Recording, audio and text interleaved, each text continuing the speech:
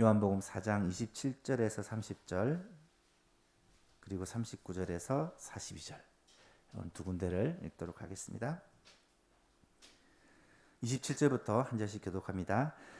이때에 제자들이 돌아와서 예수께서 여자와 말씀하시는 것을 이상히 여겼으나 무엇을 구하시나이까 어찌하여 그와 말씀하시니까 묻는 자가 없더라.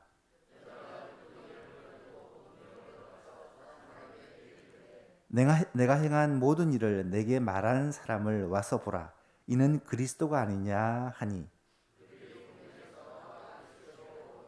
39절입니다. 여자의 말이 내가 행한 모든 것을 그가 내게 말하였다 증언하므로 그 동네 중에 많은 사마리아인이 예수를 믿는지라.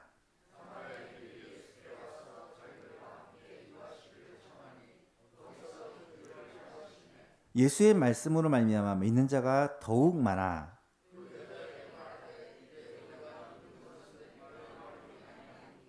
이는 우리가 친히 듣고 그가 참으로 세상의 구주신 줄 알미라 하였더라.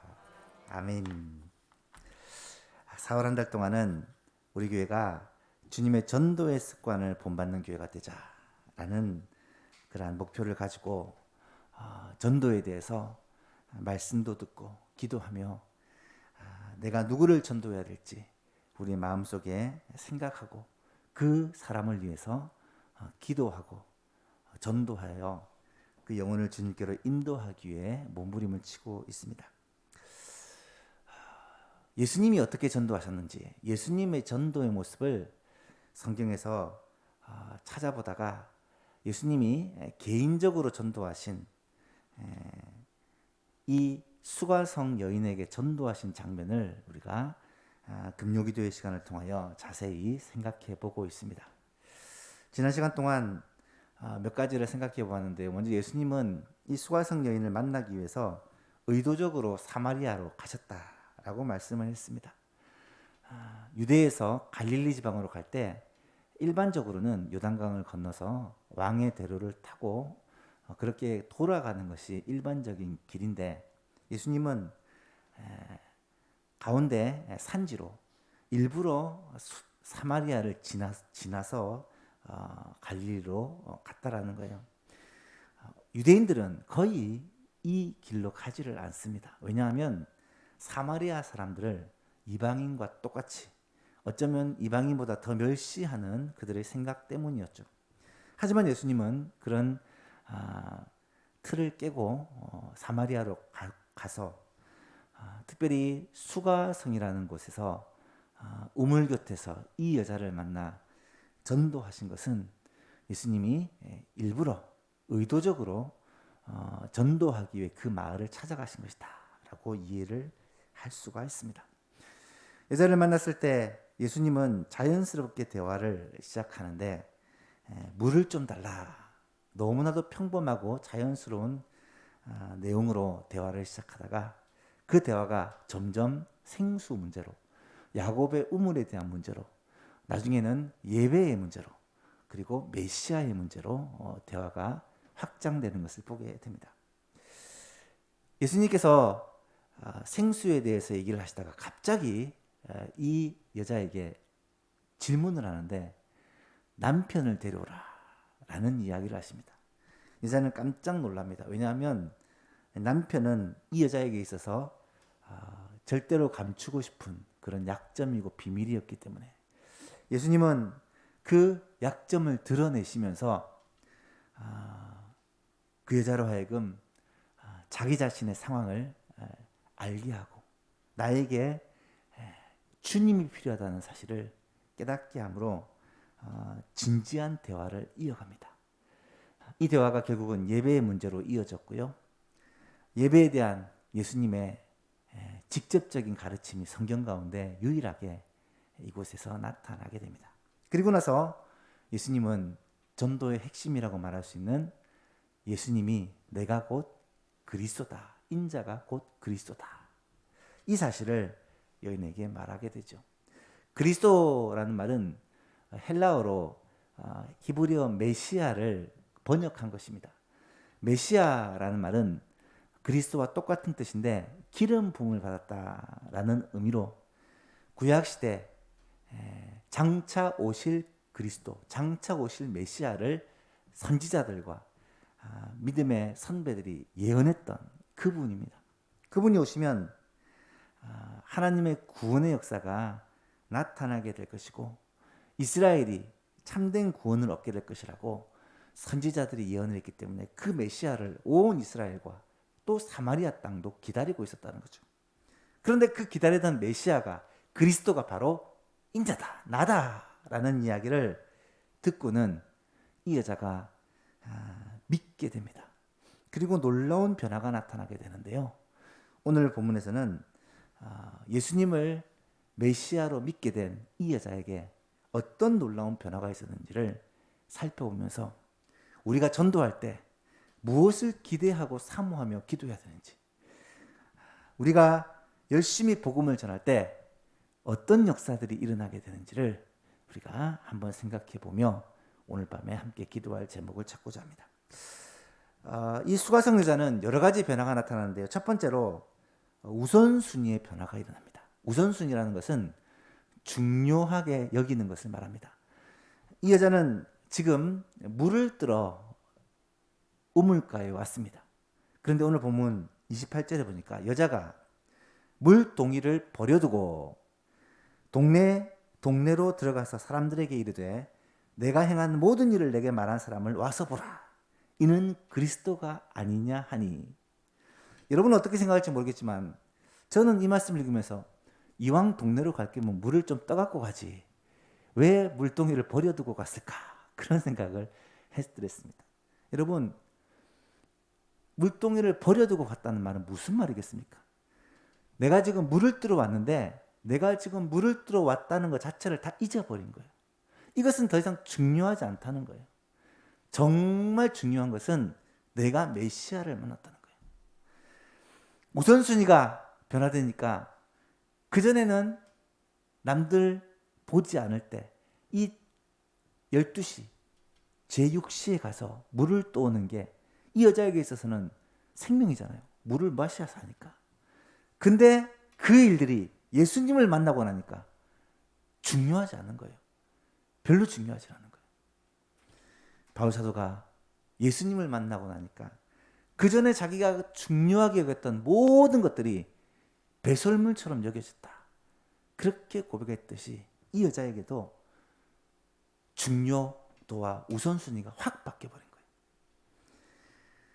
사랑하는 성도 여러분, 예수님을 만나게 되면 삶의 우선순위가 변하게 될 줄로 믿습니다. 우리가 복음을 전하고 우리가 복음을 전하는 사람이 예수를 믿게 되면요, 어떤 일이 벌어지냐면 삶의 우선순위가 바뀝니다. 무엇이 중요한지가 바뀌게 된다는 거예요. 또 어떤 변화가 일어납니까? 인간관계가 변화됩니다. 예수님과 이 사마리아 여자가 만난 장소가 우물가인데 그때 시간이 제6시, 낮 12시다고 말씀을 드렸습니다. 왜냐하면 이스라엘 땅에는 낮 12시가 사람이 활동을 하지 않는 시간입니다.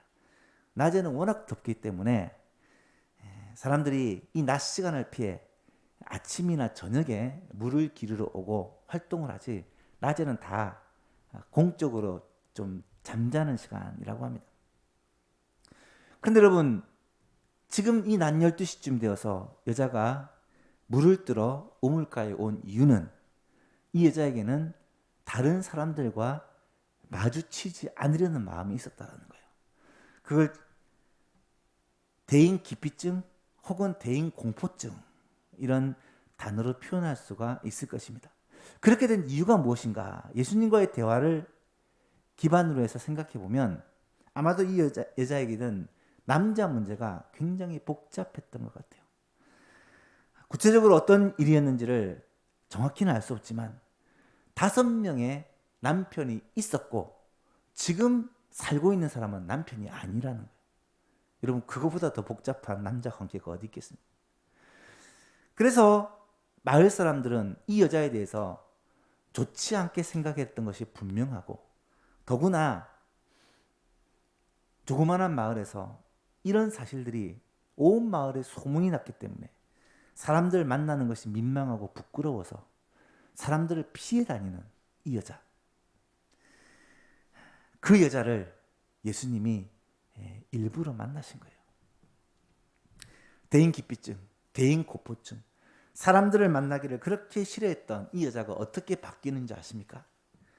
28절, 29절을 보니까 여자가 물동이를 버려두고 마을로, 동네로 들어가서 아마 달려갔을 거예요. 사람들에게 이르되 내가 행한 모든 일을, 자신의 부끄러운 과거를 말하는, 내가 행한 모든 일을 전부 다 나에게 말한 이 사람을 한번 와서 보라. 이 사람은 그리스도다. 그리스도가 아니냐. 그렇게 사람들을 만나는데 집집마다 찾아다니면서 사람들마다 만나면서 이 사실을 증거하는 거예요. 이 여자는 사람을 만나는 것이 부끄러워서 아무도 움직이지 않을 때 물을 들어온 여자였는데 예수님을 만나고 나니까 사람들을 찾아다니면서 그리스도를 전하고 있다는 거예요. 여러분, 이런 변화가 있을 수가 있을 거예요. 예수를 만나면 이런 변화가 일어나요. 성경에 보면 그런 사람들이 너무너무 많습니다. 모세만 해도 아시죠? 40년 동안 왕궁에서 왕자의 교육을 받고 자란 모세가 하나님이 혈기왕성하고 능력 있는 모세를 사용하신 것이 아니라 40년 동안 광야에서 자기 양도 아니라 장인의 양을, 광야에서 양을 40년 동안 치고 나니까 나중에는 이 말하는 법까지도 잊어버려가지고 말 더듬이가 되어버리는. 여러분, 그 왕자였던 모세가 말도 제대로 못하는 완전히 무능하고 볼품없는 사람으로 그렇게 떨어지고 난 후에 하나님께서 모세에게 사명을 주십니다. 가서 바로 앞에서 말하고 내 백성을 건져내라. 모세는 못한다고 5번이나 거절했지만 하나님께서는 내가 너와 함께하겠다 라는 이 약속을 주시면서 가라고 합니다. 여러분, 하나님을 만나고 난 모세 어떻게 변화되었습니까? 아마 세상 역사에서 모세와 같은 지도자는 두 번 다시 일어나지 않을 것입니다. 200만 명, 남자 성인만 60만 명이니까 최소한 200만 명. 그 사람을 광야에서 40년 동안 인도했다. 여러분, 불가능한 일입니다. 하지만 하나님의 함께 하심으로 말미암아 모세는 그런 변화가 일어났다라는 거예요. 모세뿐이겠습니까? 기드온이 어떤 사람입니까? 밀을 포도주 틀에서 타작하는, 혹시나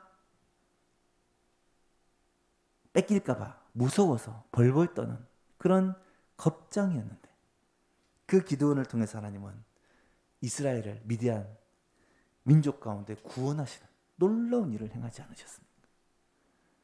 사도 바울은 말할 것도 없죠. 주일날 살펴볼 삭개오. 삭개오는요,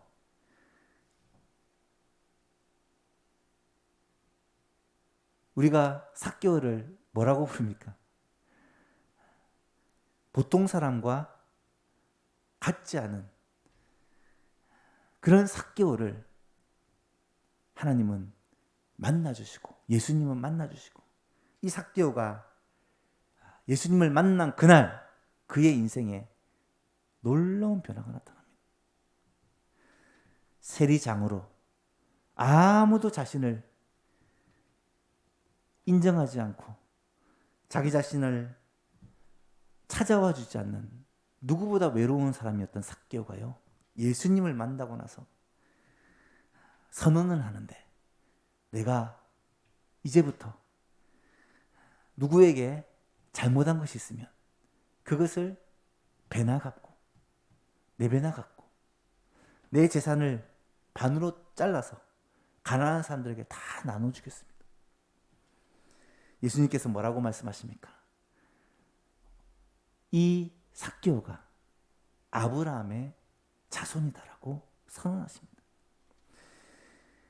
예수님께서 이 땅에 오신 목적이 잃어버린 자를 찾아 구원하려 하심이라고 주님이 말씀하여 주셨습니다.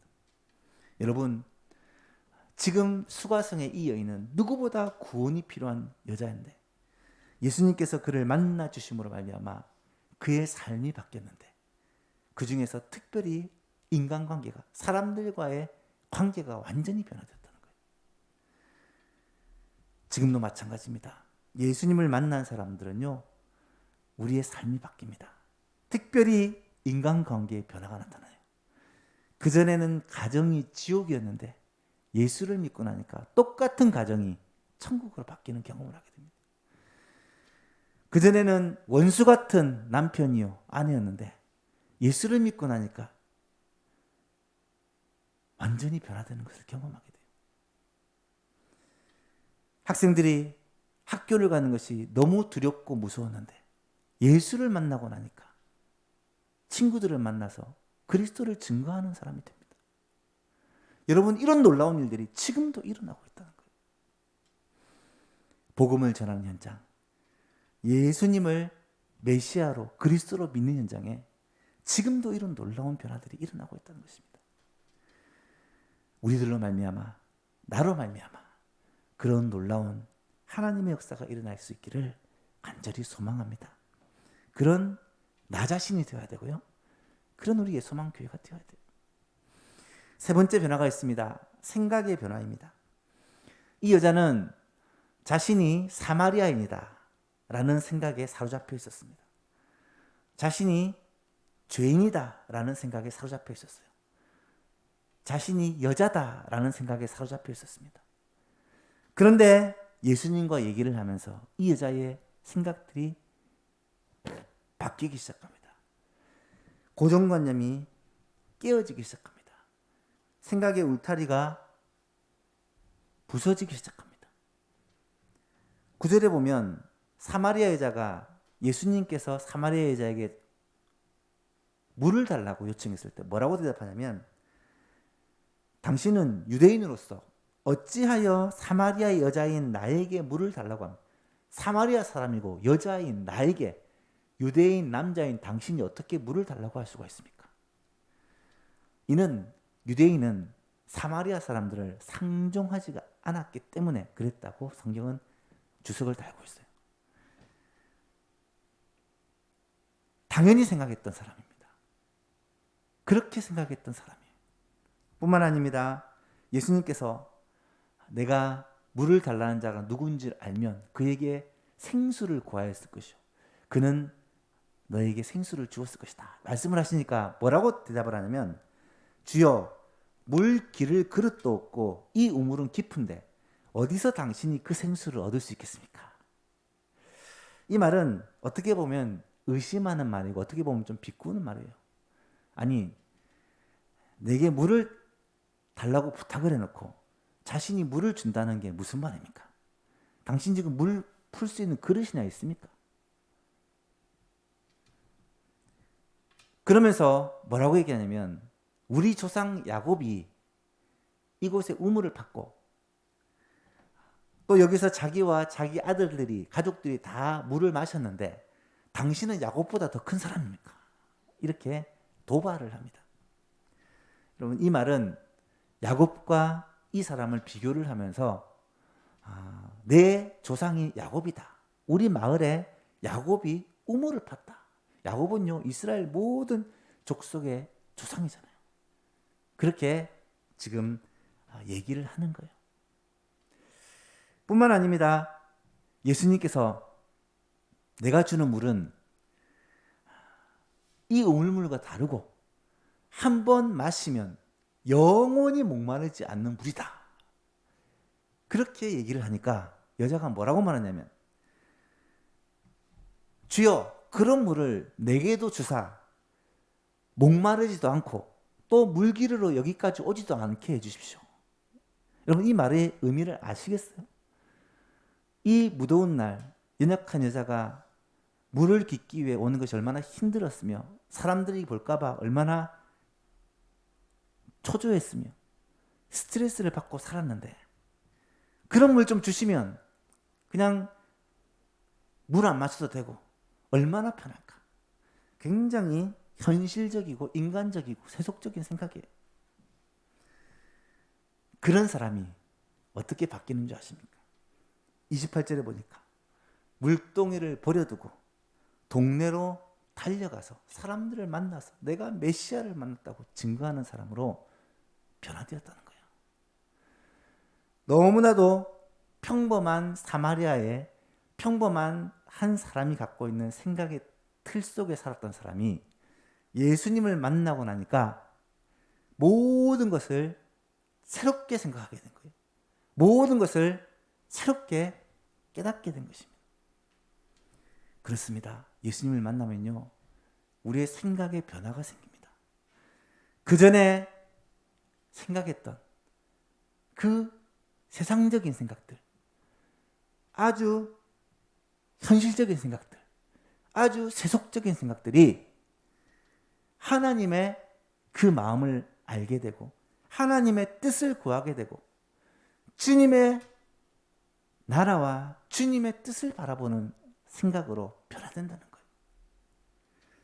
여러분, 이 자리에 기도하러 나오신 여러분은 주님의 그 마음을 가졌기 때문에 기도하러 나오신 것 아니겠어요?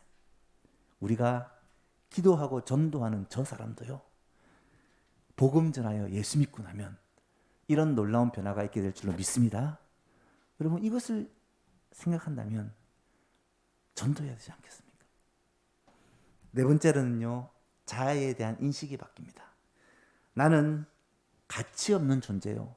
나는 사람들부터 환영받지 못하는 존재라고 생각을 했는데 그 생각의 변화가 나타나기 시작해요.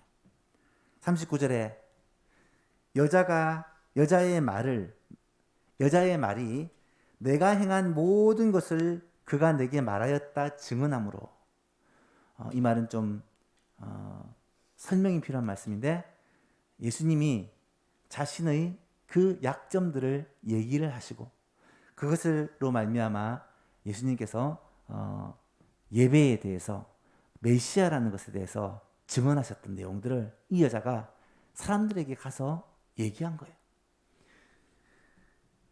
저분이 나의 모든 것을 다 알고 말씀하셨다.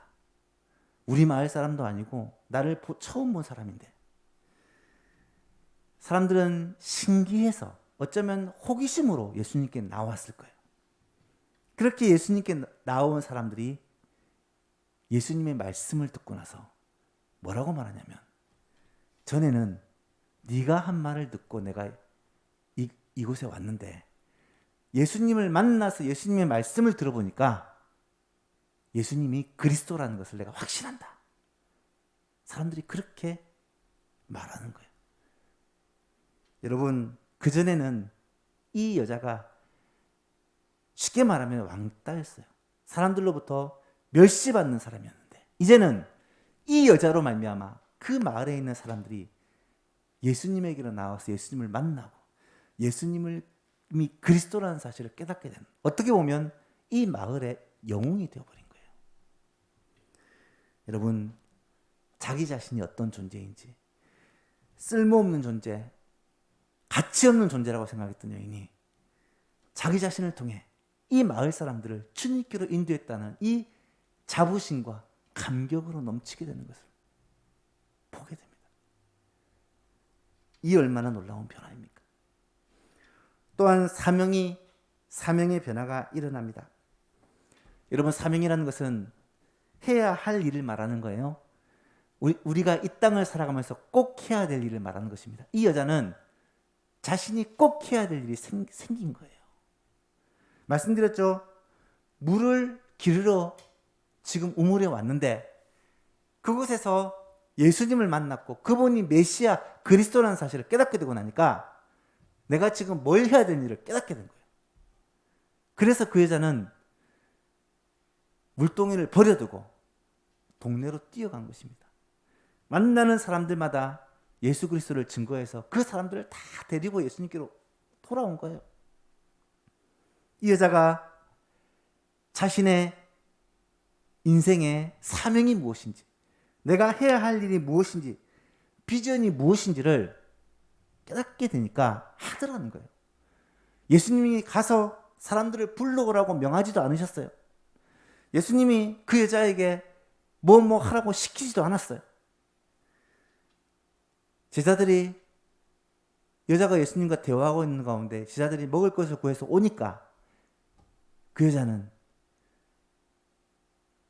자기가 판단하고 생각해서 즉시 마을로 뛰어가 사람들을 데리고 온 거예요.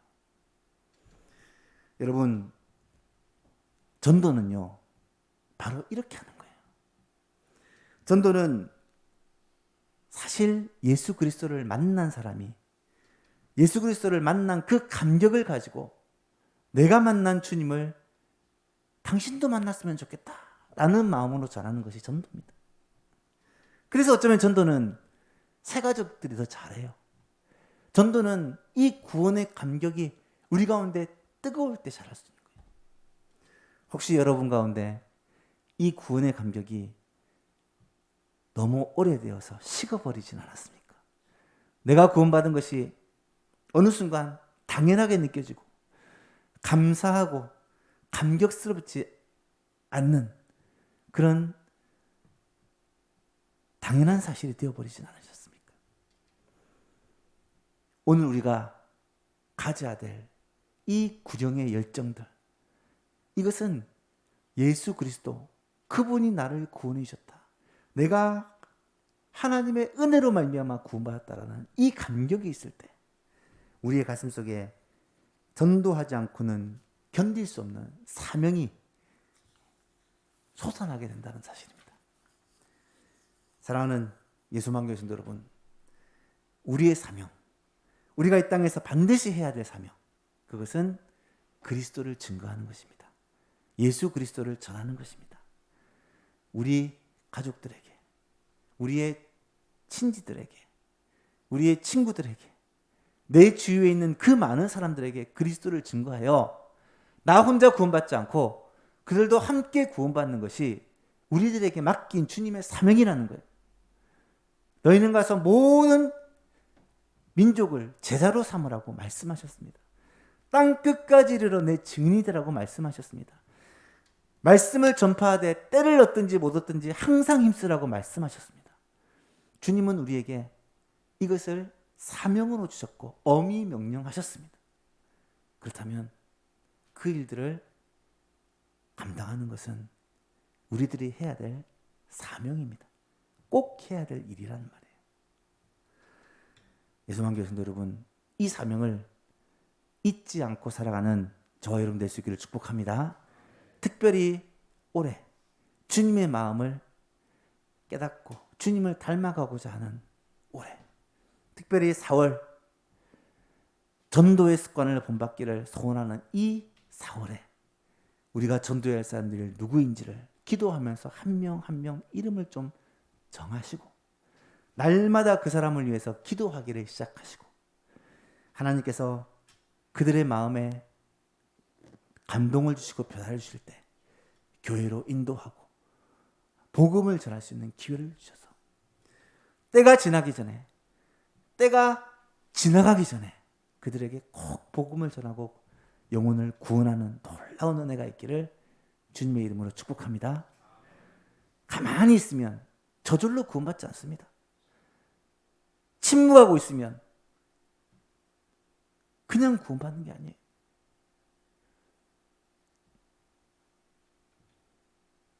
입을 벌려야 돼요. 복음을 전해야 됩니다. 예수님을 증거해야 돼요. 그것이 사는 길이요. 그것이 성공하는 길이요. 그것이 잘 되는 비결이기 때문입니다. 여러 가지 문제, 여러 가지 어려움, 인생의 짐, 스트레스, 고난 겪지 않는 사람이 없지 않습니까? 어떻게 그 문제를 극복하고 해결할 수 있습니까? 예수 그리스도 외에 다른 답이 있다면 그것을 한번 제시해 보십시오. 그들에게 주님이 필요합니다. 그들도 주님 만나야 돼요. 여러분, 이번 한 달 동안 내가 꼭 복음 전해야 될 영혼을 우리의 마음에 정하시기를 바라고요. 기도하시기를 바랍니다. 주님께서 그 영혼을 불쌍히 여기사 인생의 진정한 성공, 인생 모든 문제의 해답, 구원의 유일한 길, 예수 그리스도를 만날 수 있도록 기도하고 전도하는 저와 여러분 될 수 있기를 바랍니다. 마지막으로 한 가지만 더 말하자면 인생 가치가 변화되었다. 인생을 살아가는 목적, 방향이 바뀌었다라고 말하고 싶습니다. 진짜 복된 일, 진짜 행복한 일을 찾은 거예요. 여러분 뭘 위해서 사시겠습니까? 돈 버는 재미 좋죠. 막 돈 벌면 그거보다 좋은 일이 없잖아요. 그런데 잠깐입니다. 돈 버는 재미가 평생 우리에게 즐거움을 줄 줄 아십니까? 절대 그렇지 않습니다. 사람들 만나면 참 즐겁죠. 그것도 잠깐이에요. 몸이 건강하면 뭐든지 할 수 있을 것 같죠? 그것도 잠깐입니다. 우리에게 영원한 기쁨과 보람과 행복을 주는 일은 무엇이겠습니까? 오늘 보면 40절에서 42절 말씀을 보면 사마리아인들이 예수께 와서 자기들과 함께 유하시기를 청하니 거기서 이틀을 유하시매. 여러분 예수님께서요 사마리아의 성에서 이틀을 유하셨습니다. 유대의 마을에서, 갈릴리의 마을에서도요 예수님은 복음 전하고 다른 마을에 가서 전도하겠다고 떠나버립니다. 그런데 사마리아의 수가성에서는 이틀을 유하시면서 그들에게 하나님의 말씀을 가르치십니다. 그랬더니 어떤 일이 벌어지냐면 유대 그 어떤 마을에서도 일어나지 않았던 놀라운 역사가 일어나는데 그 마을에 있는 사람들이 많이 예수님을 믿게 되고 예수님의 말씀으로 말미암아 믿는 자가 더욱 많아졌다. 그러면서 그들이 얘기하기를 이제는 네가 얘기한 말 가지고 믿는 것이 아니라 예수님 직접 만나고 나니까 예수님 말씀 듣고 내가 진짜 예수님이 구주라는 그리스도시라는 것을 확신하게 됐다. 이런 간증이 쏟아져 나오는 거예요. 여러분 이 모습을 바라보면서 이 여자의 마음이 어땠을까? 저는요 아마 천국이 이런 것이 아닐까라는 생각을 하게 됩니다. 사랑하는 예수만 계신 여러분, 우리 가족들에게 이런 놀라운 역사가 일어나기를 간절히 소망합니다.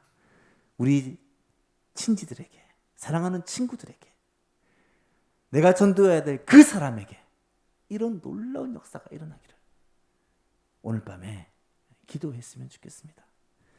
이 여자가 예수님을 만나고 나서 모든 것이 바뀌었습니다. 하나부터 열까지 다 바뀌었습니다. 그럼 그 변화가 우리들에게도 일어날 수 있고요. 우리가 복음을 전할 바로 저 사람에게도 일어날 수 있습니다.